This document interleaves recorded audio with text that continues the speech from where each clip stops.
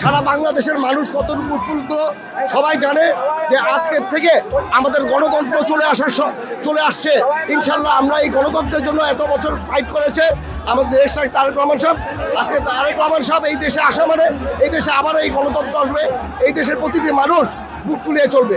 রূপগঞ্জবাসীকে আমরা ধন্যবাদ জানাই, রূপগঞ্জের বিএনপি অঙ্গ সংগঠনে যে এত সুন্দর করে তারা প্রোগ্রাম করেছে, এত সুন্দর করে সবাইকে অর্গানাইজ করে লাখের উপরে আজকে আমরা লোক নিয়ে ইনশাল্লাহ তাকে স্বাগত জানাতে যাচ্ছে আমাদের দেশ নায়ক তারেক রহমান সাহেবকে।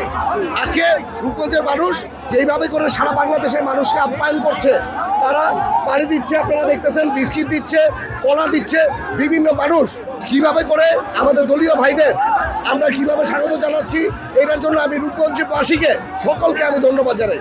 ধন্যবাদ সকলকে।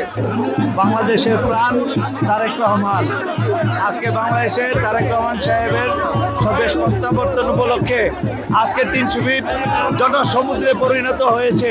বাংলার মানুষ দেশনায়ক তারেক রহমানকে যে কতটা ভালোবাসে আজকে তার প্রমাণ দিয়েছে।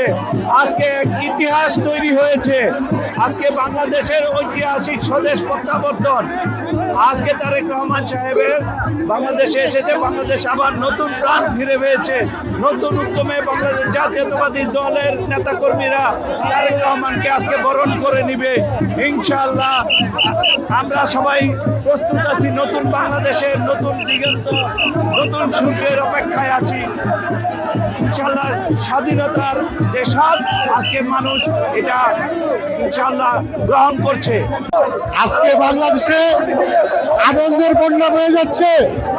আমাদের নেতা তারেক রহমান আসতেছে, বাংলাদেশের ভবিষ্যৎ প্রধানমন্ত্রী। উনি বাংলাদেশের নেতৃত্ব দিবেন। দীর্ঘ 17 বছরই আমাদের মাঝে ফিরে আসছেন। আমরা সবাই উজ্জীবিত, আনন্দিত। আজকে আমাদের মধ্যে ঈদের আনন্দে বিকাশ হচ্ছে। আজকে লক্ষ লক্ষ নেতাকর্মী সমবেত হয়েছে। আমি সবাইকে রূপগঞ্জ উপজেলা বিএনপির পক্ষ থেকে আন্তরিকভাবে ধন্যবাদ জানাচ্ছি।